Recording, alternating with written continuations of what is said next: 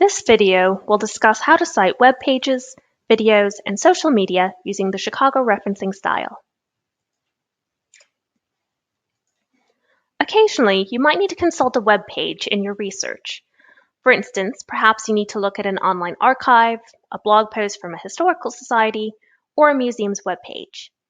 In which case, you need to make sure that you provide your reader with all the information that they need in order to access the same information.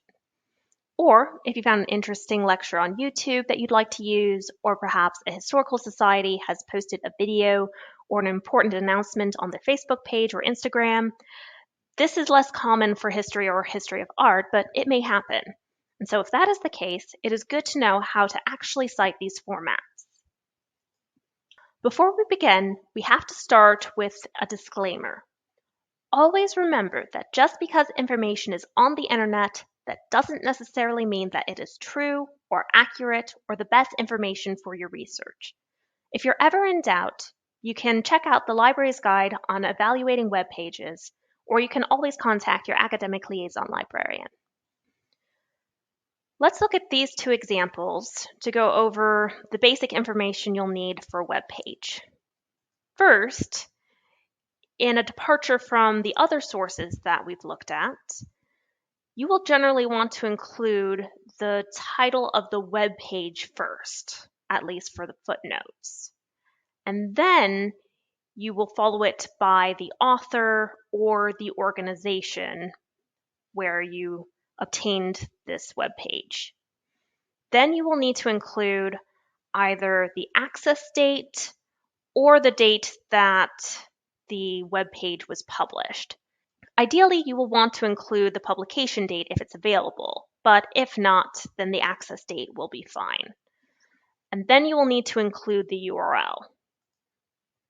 Now, if the URL is quite long, you might want to consider making a condensed URL. There are websites around that will help you achieve this. So that's some of the basic information you'll need for web pages, but there might be some variations. For instance, if your web page is from a blog, then you'll want to include the word blog in round brackets after the information such as the page title and then the author or organization. Now again, make sure that it is a blog from a credible source and not just a random one that you found from a Google search. That same principle applies for citing a video on YouTube or another video platform. So if, for example, you want to cite a documentary or a lecture that you found, then you will usually put the author or organization first, and then the title, then the date that it was published as applicable, and then the URL. You can see from the second example that we found this particular documentary from Box of Broadcasts. So you'll want to include the date that it aired and also where it was aired. And you can find all of that on the Box of Broadcast website, so don't worry too much about that. If you're interested in citing something from social media, here's some of the basic information you will need, and I'll highlight each part as I discuss it so you can see the breakdown. You will want to include the real name, and then in round brackets, you will include the screen name if it's different from the real name. And then a lot of times, social media posts don't have a simple and neat title the way many web pages do.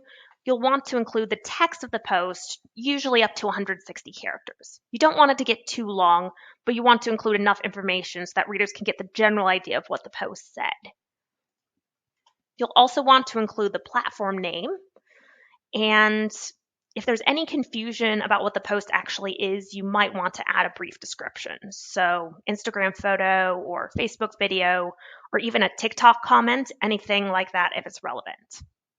And you'll want to include the full date that it was published, followed by the URL. So we'll look at a couple examples right here. So at the top, we have Brooks Art History, And in round brackets, you can see the screen name. So Brooks Art Hist. And then you have the first half of this particular tweet. And then you have the platform name, which is Twitter. And in this case, we don't need to indicate that it's a tweet because if you said that that's from Twitter, it's pretty self-explanatory.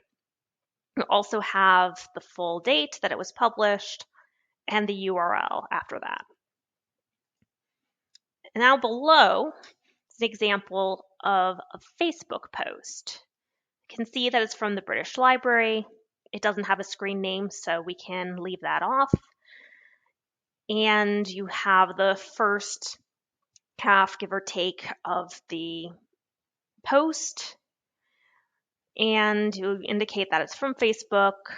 You have the full date it was published, and then a link. So you can use this formula for many different types of social media. So from Instagram, WhatsApp, TikTok, etc. Again, it can be a little unusual to use social media for history or history of art, but depending on what your historical focus actually is and what sort of organizations are producing the research you're interested in and how they're producing it, it might be a creative way for you to look around and at least get some supplementary information.